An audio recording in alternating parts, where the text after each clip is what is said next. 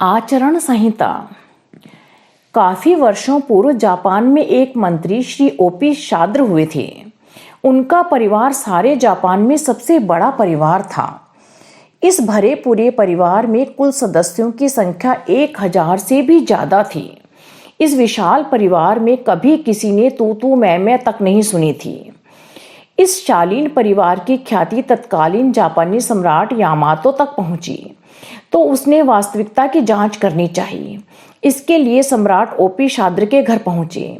वृद्ध मंत्री ने सम्राट का यथोचित आदर सत्कार किया। सम्राट ने वृद्ध मंत्री से इतने बड़े परिवार की शालीनता एवं सज्जनता का कारण पूछा। वृद्ध मंत्री ने संयत वाणी में कहा, हमारे परिवार का हर सदस्य संयम, सहनशीलता और पारस्परिक सहकार का महत्व समझता है। शालीनता को बनाए रखना सभी अपनी पवित्र साधना का एक महत्वपूर्ण अंग मानते हैं। सम्राट ने परिवार संस्था में गुणों के समावेश एवं इस प्रकार संभव हुए विकास की महत्ता को समझा एवं अन्य नागरिकों के लिए इसे एक आचरण संहिता के रूप में अपनाने को कहा। अखंड ज्योति, नवंबर 1999। मूल्यवान। टिटियन नामक प्रसिद्ध चित्रकार के जीवन की एक घटना है। वह एक दिन अपने स्टूडियो में बैठा चित्र बना रहा था। उसने अपना सर्वस्व चित्रों में उंडेल रखा था। अनेक व्यक्ति उसके पास चित्रों को देखने और खरीदने आ रहे थे। एक धनिक कला प्रेमी आया। उसने देर तक एक चित्र को देखकर पूछा, मैं इस चित्र को अपने लिए चुनता हूँ, इसका मूल्य क्या है? 50 गिन्नियां, चित्रकार ने शांत में उत्तर दिया। एक छोटे से चित्र का इतना अधिक मूल्य? आपको इस चित्र को बनाने में कठिनता से 1 सप्ताह लगा होगा। कागज, रंग इत्यादि का खर्च तो नहीं के बराबर है, फिर इसका दाम 50 गिन्नियां कैसे? आप शायद कुछ भूल रहे हैं। टिटियन ने उत्तर दिया, महाशय, भूल आप रहे हैं। पूरे 3 साल निरंतर परिश्रम करने के बाद मैं इस योग्य बना हूं कि ऐसे चित्र को 4 दिनों में ही बना सकता हूं। इसके पीछे मेरा वर्षों का अनुभव, साधना और योग्यता छिपी हुई है। धनी व्यक्ति उत्तर से संतुष्ट हुआ। उसने इतने बड़े मूल्य पर उस चित्र को खुशी खुशी खरीद लिया। यदि चित्रकार अपनी कला का मूल्य कम लगाता तो निश्चय ही उसे कम मूल्य मिलता, पर उसके आत्मविश्वास और कला साधना की अंततः जीत हुई। जिसने अपने को जितना मूल्यवान समझा, संसार से उसका उतना ही मूल्य प्राप्त हुआ। अखंड ज्योति, नवंबर 1999। श्रेष्ठ परंपरा। काशी नरेश की धर्म पत्नी बड़ी प्रतिभावान और सुंदरी थी। एक दिन दासियों समेत प्रातःकाल गंगा स्नान को गईं। अभ्यास न होने के कारण ठंड से कांपने लगीं, सो उन्होंने गंगा तट पर बनी झोंपड़ियों को जलाकर ठंडक छुड़ाने का प्रयत्न किया। यह सूचना काशी नरेश तक पहुंची। उन्होंने रानी को दरबार में अपराधी की तरह बुलाया और कहा कि वे सारे कीमती कपड़े उतारकर भिखारियों जैसे वस्त्र पहने और अज्ञात रूप से भिखारियों के साथ रहकर उसी तरह भिक्षा मांगे और उपलब्ध धन से जली हुई झोंपड़ियों को नई बनवाएं।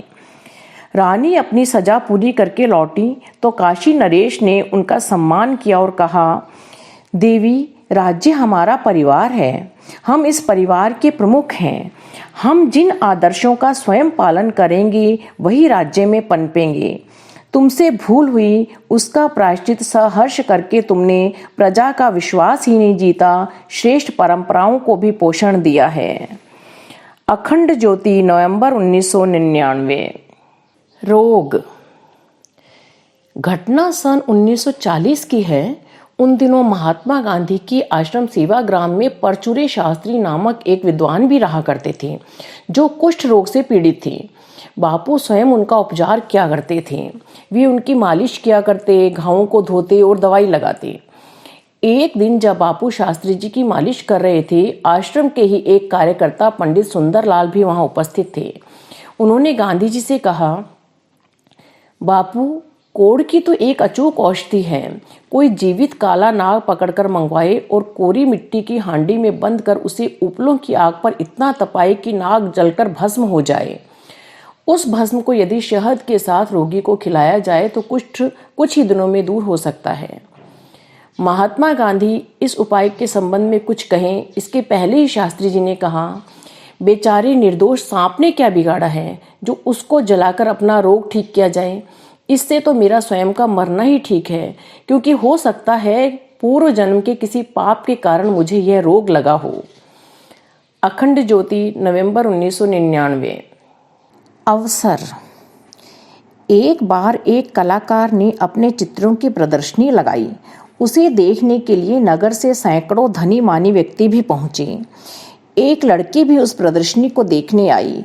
उसने देखा सब चित्रों के अंत में एक ऐसे मनुष्य का भी चित्र टंगा है जिसके मुंह को बालों से ढक दिया गया है और जिसके पैरों पर पंख लगे थे। चित्र के नीचे बड़े अक्षरों में लिखा था अवसर। चित्र कुछ भद्दा सा था, इसलिए लोग उस पर उपेक्षित दृष्टि डालते और आगे बढ़ जाते। लड़की का ध्यान प्रारंभ से इस चित्र की ओर था। जब वह उसके पास पहुंची तो चुपचाप बैठ कलाकार से पूछ ही लिया, श्रीमान जी, यह चित्र किसका है? आपने इसका मुंह क्यों ढक रखा है तथा उसके पैरों में पंखों का क्या रहस्य है? कलाकार ने जवाब दिया, यह अवसर का चित्र है। चूंकि साधारण व्यक्ति इसे पहचान नहीं पाते, अतः मैंने इसका मुंह ढक रखा है ताकि इसे देखकर जिज्ञासा तो उठे। पैरों में पंख इसलिए कि यह अवसर जो आज चला गया कल फिर आएगा नहीं, इसलिए इसे उड़ने से पहले ही थाम लो, इसका सदुपयोग कर लो। लड़की ने मर्म को समझा और तत्क्षण ही अपने जीवन निर्माण में जुट गई।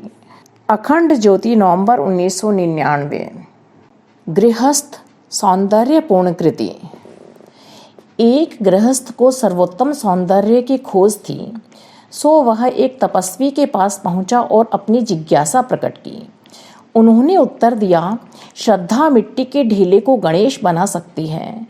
समाधान न हो पाने से वह एक भक्तजन के पास पहुंचा। उन्होंने कहा, प्रेम ही सुंदर है। काले कृष्ण गोपियों को प्राणप्रिय लगते थे। समाधान कुछ हुआ कुछ न हुआ। सोच विचार करते वह आगे चल पड़ा। युद्ध भूमि से लौटा शस्त्रों से लदा सैनिक मिला। उससे पूछा, सौंदर्य कहाँ हो सकता है? सैनिक का उत्तर था, शांति में। जितने मुंह उतनी बातें। निराश गृहस्थ अपने घर लौटा। 2 दिन की प्रतीक्षा में सभी व्याकुल हो रहे थे। पहुंचा तो सभी लिपट पड़े। पुत्री की आंखों से आंसू झर पड़े। आत्मीयता का, स्नेह का, गहन श्रद्धा का सागर सा उमड़ पड़ा। सभी को असाधारण शांति का अनुभव हुआ। गृहस्थ ने तीनों समाधानों का समन्वय अपने घर में देखा। उसके मुंह से निकल पड़ा, मैं कहाँ भटक रहा था। श्रद्धा, प्रेम और शांति, इन तीनों के ही दर्शन तो मेरे अपने घर में हो रहे हैं। यही सबसे श्रेष्ठ एवं सर्वाधिक सौंदर्यपूर्ण कृति है। अखंड ज्योति, नवंबर 1999। हमारे YouTube चैनल को सब्सक्राइब करें और बेल आइकन को दबाएं ताकि आपको नोटिफिकेशंस मिलते रहें।